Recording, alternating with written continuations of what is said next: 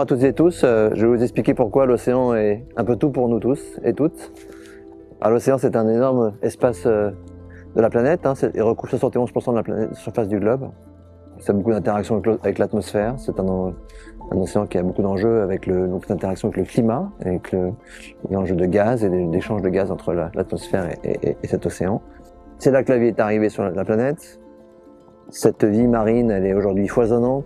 Elle nous fournit énormément de choses, des protéines évidemment, donc la pêche, qui nourrit plus d'1 milliard de personnes exclusivement sur la planète aujourd'hui vivent de ça.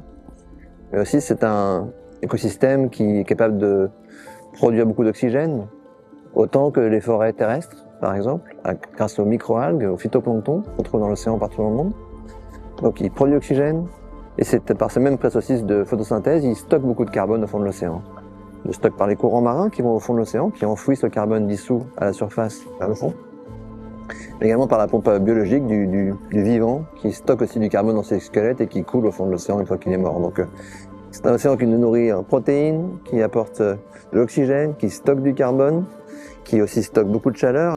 Et c'est un océan qui aussi procure du plaisir. Et ça, faut jamais l'oublier, c'est quand même un espace de loisir où partout, dans le monde entier, quand on veut prendre du bon temps, souvent on est au bord de la plage et on profite. L'humanité profite beaucoup de ces bienfaits.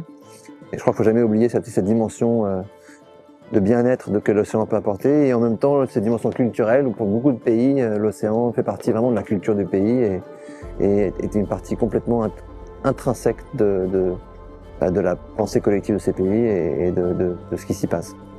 Voilà. Et aujourd'hui, il est menacé, cet océan, cet écosystème est très foisonnant, très résilient, très robuste. Bien sûr, on lui a mis beaucoup de pression depuis pas mal de temps.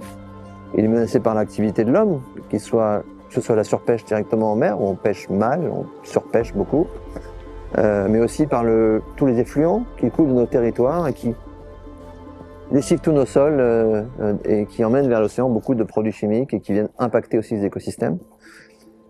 Et puis bien sûr, il y a les enjeux du climat qui réchauffent l'océan et la température est un vrai sujet pour la biodiversité marine, un vrai enjeu de changement, de transformation de cet écosystème. Et enfin, la pollution plastique, elle coule aussi de notre territoire, pareil que la chimie, mais c'est aussi un fléau puisqu'aujourd'hui on voit bien qu'il y en a absolument partout. Il y a des tailles qui font l'épaisseur d'un cheveu aujourd'hui. Comment arriver à régler ce problème? C'est aussi un enjeu d'économie circulaire, de loi, évidemment. Tout ce qui se passe dans l'océan se décide finalement dans nos hémicycles. C'est pour ça que c'est important que vous arriviez à percevoir cette dimension. Bonne journée.